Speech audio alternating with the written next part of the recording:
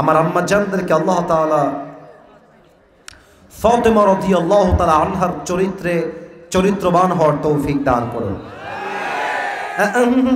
হয় নাই, এত আসতে না, জোরে বলেন আমিন।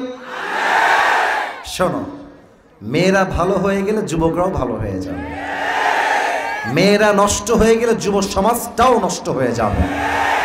আচ্ছা বলো, ছেলে পেলে যে গাঞ্জা খেয়ে আজকাল কুল পায় না, খেয়াল করে দেখবা সবগুলোর পেছনে একজন মেয়েই দায়ী ছিল সর্বশেষ। কারণ মেয়েরা, আমি কাউকে অসম্মান দিয়ে বলছি না, মেয়েরা বিশ্বাসঘাতকতা করতে খুব ভালোবাসে, খুব পছন্দ করে। আর ওরা মাঝে মাঝে ভাবে যে এইটা বাদ দিলে আর একটা ব্যাটার অপশন পাবো, ওইটা বাদ দিলে আর একটা ব্যাটার অপশন পাবো। শেষ অব্দি কপালে বুইড়া টাকলা ছাড়া ভালো কোনো জামাই জমে না। এই জন্য বোনদেরকে বলো, বোনরা আমার, মেহেরবানি করে যুবকদের সঙ্গে বেঈমানি করবেন না। আর তোমরা এত ঠিক বইলো না, তোমরাও ভালো হয়ে যাও, মাসুদ ভালো হয়ে যাও। আমরাও যেমন সুবিধার না, মেয়েরাও ঠিক বেশি একটা ভালো সুবিধার না। আজকালকার মেয়েদের কাছে চরিত্রের চাইতে টাকাটা অনেক বেশি ম্যাটার করে না অগার ভাই। মেয়েরা টাকা পাইলে চাচা মাচা কিছুই দেখে না, বুড়ার সঙ্গে বিয়ের পিড়িতে বসে যাও। আল্লাহ আমার প্রিয় মা বোনদেরকে পরিপূর্ণ চরিত্রবান হওয়ার তৌফিক দান করুন। পড়েন সবাই আমিন। বলুন তো, আমার হাতে যে কিতাবটা আছে, এই কিতাবটার নাম কি? সাউন্ডটা চিকন হচ্ছে, মোটা বেস লাগবে, চিকন আছে। আর একবার, এটার নাম? এই কিতাবটা আমরা সবাই পেয়ে খুশি না বেজার? আজ অল্প সময় এই কিতাব থেকেই তাফসীর হবে। ভূমিকায় কিছু কথা বলতে চাই, সবাইকে চুপ করে মেজাজ রেখে বলতে চাই। আমার উত্তর ছাড়া কোনো উত্তর আসবে না, আমার উত্তর ছাড়া বাড়তি কোনো সাউন্ড আসবে না। বলেন তো, মুসলমানদের বাসা দুনিয়ায় আসার পূর্বে বুঝে বলবেন। এই যে বামে আওয়াজ না, নো নো নো সাউন্ড, কোনো আওয়াজ না, কলিজার ভাইরা আওয়াজ না। আমাদের সকলের বাসা জাহান্নামে ছিল না জান্নাতে? ভয় পাও কেন? বলো সবাই, জাহান্নামে না জান্নাতে? জান্নাতে আমাদের সকলের বাসা ছিল। সেকেন্ড প্রশ্ন, বলেন তো, আদি পিতা যিনি প্রথম নবী, প্রথম পুরুষ, নাম কি? মাশাআল্লাহ, রাইট আনসার, আদম আলাইহিস সালাতু ওয়াস সালাম। উনি জান্নাতে ছিলেন সর্বপ্রথম। জান্নাতে তিনি একটা নিষিদ্ধ গাছ থেকে ফল খেয়েছিলেন। আল্লাহ বলেন, আদম তুমি এই ভুল করলে কেন? তোমাকে তো মানা করেছিলাম এই গাছ থেকে ফল খাওয়া যাবে না, খেলে কেন? খুব বুঝবেন নগর ভাইরা। আদম আলাইহিস সালাম চাইলে একটা আর্গুমেন্ট করতে পারতেন যে আল্লাহ, আমি বুঝি নাই, আমার এই হয়ে গেছে, আমি ওইটা বুঝি নাই, এইটা বুঝি নাই। উনি একটা ঝগড়া করতে পারতেন, এক্সকিউজ মেক করতে পারতেন, বাহানা দিতে পারতেন। তবে দেখেন, আদম আলাইহিস সালাম আফটার মেকিং মিস্টেক, ভুল করার পরে আল্লাহকে কি বলছে খুব খেয়াল করেন। আদম আলাইহিস সালাম বলছেন, আল্লাহ রব্বানা ظلمنا أنفسنا وإن لم تغفر لنا وترحمنا لنكونن من الخاسرين। আল্লাহ, আমার একটা ভুল হয়ে গেছে, আল্লাহ আমি ভুল করে ফেলছি, আল্লাহ এটা আমার অন্যায় হয়ে গেছে, তুমি আমারে মাফ করে দাও। আল্লাহ শুধু মাফ করলেই হবে না, ওয়াতারহামনা লানাকুনান্না মিনাল খাসিরিন। আল্লাহ রে, আমি বুঝতেছি আমার ভুল হয়ে গেছে, তুমি আমারে মাফ করলেই শুধু হবে না, তুমি যে আমাকে আগে ভালোবাসতে, আগে যেমন ভালোবাসতে, আল্লাহ তুমি আমারে তেমনেই ভালোবাসবা। তুমি যদি আমাকে ভালো না বাসো, আমি তো ক্ষতিগ্রস্তের সামিল হয়ে যাব। খুব বুঝবেন এটা উনি কেন বললেন। তোমাদের যাদের বউ আছে আর যাদের নাই, একটু পার্থক্য তো অবশ্যই আছে। দেখেন, আমার কোনো বন্ধু যদি আমার সঙ্গে গাদ্দারি করে, আমি বলবো, বন্ধু গাদ্দারি করলি বন্ধু ঠিক আছে, কিন্তু তোর আমি কলিজা থেকে ভালোবাসতাম বন্ধু, তোর থেকে আমি এই গাদ্দারিটা আশা করি নাই। তো বন্ধু তোরে মাফ করে দিলাম, যা যা তোরে মাফ করে দিলাম আল্লাহর জন্য বন্ধু, তবে তোরে কিন্তু আমি আগের মতো আর ভালোবাসতে পারবো না। কথা ঠিক আছে কিনা বল? বন্ধু তুই গাদ্দারি করেছিস, মাফ করে দিলাম, তাই মনে রাখিস তুই আমার সবচেয়ে কাছের বন্ধু ছিলি, এই গাদ্দারির পর থেকে তোর আমার বন্ধুত্ব ক্লোজ হয়ে গেছে, ঠিক কিনা বলে? বউ গাদ্দারি করেছে, আপনাকে বাদ দিয়ে আর এক পরপুরুষের সঙ্গে পরকীয়ার সম্পর্কে জড়িয়েছে। আজকাল বাংলাদেশে পরকীয়া একটা কমন ফ্যাক্ট হয়ে গিয়েছে, প্রত্যেকটা ঘরে ঘরে পরকীয়ার রোগ ঢুকে গিয়েছে। বউ ধরা পড়ে গেছে আপনার চোখে, যে আপনার বউ, হাসবেন না, এটা বুঝতে হবে, আমি আয়াতের ব্যাখ্যা করছি। আপনার বউ আপনাকে বাদ দিয়ে আর এক পুরুষের কাছে গিয়েছে, ধরা পড়ে গেছে।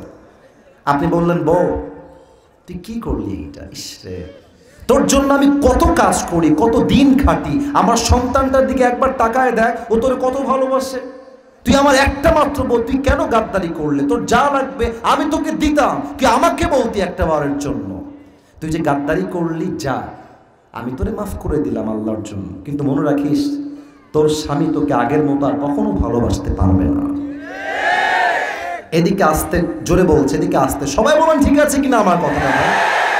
আল্লাহ বলছে আদম বলো দোয়া কেমনে করবা। আদম বলছে আল্লাহ ভুল হয়ে গেছে, মাফ করে দাও। খালি মাফ করলেই হবে না, আগে যেমন ভালোবাসতা তেমনিই ভালোবাসতে হবে। সুবহানাল্লাহ পড়বেন না আপনারা? আল্লাহ বলেন আদম যাও, তোমারে মাফ করে দিলাম, তবে তোমাকে আমি জান্নাতে আর রাখবো না, তোমাকে আমি দুনিয়াতে পাঠিয়ে দিলাম, দুনিয়ায় যাও। আদম আলাইহিস সালাম দুনিয়ার আসার মাধ্যমে মানুষের সফর দুনিয়াতে শুরু হলো। আল্লাহ বললেন মানুষকে আমি আল্লাহ বড্ড মায়া করে দয়া করে বানিয়েছি, এই মানুষ যেন ডিস্ট্রাক্টেড না হয়ে যায়, পথভ্রষ্ট না হয়ে যায়, তাই আমি মানুষকে গাইডলাইন দেওয়ার জন্য দুইটা জিনিস পাঠাবো। নওগাঁর সাউন্ড দেখতে চাই, কয়টা? এটা নওগাঁর সাউন্ড না, জোরে বলেন কয়টা? এক হচ্ছে আমি আল্লাহ নবী দিব, দুই হলো আসমানি কিতাব দিব। যতগুলো আসমানি কিতাব এসেছে সবগুলো পরিবর্তন হয়ে গিয়েছে, কোনটা মাহজুফ হয়ে গিয়েছে, অস্তিত্বই নেই। But Quran is the only one book in the world which has nothing changed. এমন একটা কিতাব, it has never changed before. এখন যেমন আগেও ছিল তেমন, আগামীতেও থাকবে তেমন, এটার নামই কোরআন, ঠিক কিনা বলেন? এটা হচ্ছে সেই কোরআন। এবার দেখেন আল্লাহ কি বলছে, 4 নাম্বার পারা 2 নাম্বার পৃষ্ঠা। আল্লাহ রাব্বুল আলামিন বলছেন বান্দা শোনো শোনো, ওয়াতাসিমু বিহাবলিল্লাহি জামিআন ওয়া লা তাফাররাকু। আমি আল্লাহ একটা রশি দিলাম, রশি, এটা কিন্তু কিতাব। আল্লাহ বলছেন রশি দিলাম, এই পয়েন্টটা একটু মাথায় রাখেন, সামনে কাজে দিবেন। এটা কিতাব, কাগজের কিতাব। আল্লাহ বলছেন এটা কিতাব নয়, এটা হচ্ছে রশি। নগর ভাই একবার উত্তর দিয়ে বলেন তো আমাকে, এটার নাম কি? কিন্তু এটা কিন্তু কিতাব। আল্লাহ বলেছেন রশি, রশিকে ধরো। কিন্তু আল্লাহ কি বলেছেন? আল্লাহ বলেছেন রশি ধরতে গিয়ে অমুকে আহলে হাদিস, অমুকে জামাত ইসলাম, অমুকে চরমনাই, অমুকে বিএনপি, অমুকে আওয়ামী লীগ, অমুকে চরমনাই, অমুকে কওমি, অমুকে আলিয়া, অমুকে হেফাজত, অমুকে জাতীয় পার্টি, অমুকে খেলাফতে মজলিস। দেখতে যেও না, তোমার প্রথম পরিচয় জামাত ইসলাম নয়, প্রথম পরিচয় হেফাজত নয়, তোমার প্রথম পরিচয় আলিয়া নয়, প্রথম পরিচয় কওমিয়া নয়, তোমার প্রথম পরিচয় তুমি মুসলমান ঘরের সন্তান। এটাকে ধরতে গিয়ে দলাদলি করতে যেও না, সবাই মিলে ধরো। ধরলে কি হবে? এটা আমার শেষ পয়েন্ট, এটা শেষ, তাফসীর শুরু হবে। মনে করেন নওগাঁর মান্দার একদম মেইন পয়েন্টে একটা কুয়া আছে, কুয়া, যদিও বা এখন ট্যাপ, তারপরে কি টিউবওয়েল পানির জন্য, কিন্তু মুরব্বীরা ভালো বুঝবে, মুরব্বীরা আগে কিন্তু ট্যাপ ছিল না, আগে ছিল কুয়া, ঠিক কিনা বলে? আচ্ছা, মনে করেন আমি আসিফ হুজুর খুব পিপাসিত, পানি আনতে গিয়েছি কুয়ার থেকে, পানি আনতে গিয়ে পা পিছলে কুয়ার মধ্যে পড়ে গেছে। আপনারা বুদ্ধিমান মানুষ, নগর মানুষ একদিক থেকে ভদ্র আর একদিক থেকে বুদ্ধিমান, আর ভদ্র এবং বুদ্ধিমানরা কথা বলে কম, কাজ করে বেশি। আপনি আমাকে কুয়ার থেকে তোলার জন্য কি নিয়ে যাবেন? মাশাআল্লাহ, কি নিয়ে যাবেন? রশি খালি নিয়ে গেলেই হবে না, দুইটা শর্ত লাগবে। এক, যে রশি আপনি নিয়ে যাবেন এ রশি মজবুত হতে হবে। যদি পচা পাটের রশি হয় কি হবে? আমি যখন ধরবো টান দিবেন ছিঁড়ে যাবে। ঠিক আছে কিনা বলেন? রশি মজবুত হতে হবে। এবার বলেন তো, আমরা ছিলাম সেই জান্নাতে, আমরা দুনিয়াতে আসলাম। দুনিয়া হচ্ছে, it is look like a tunnel, এটা হচ্ছে জান্নাতের কাছে একটা কুয়ার মতো। আমরা কুয়ায় পড়ে গেছি।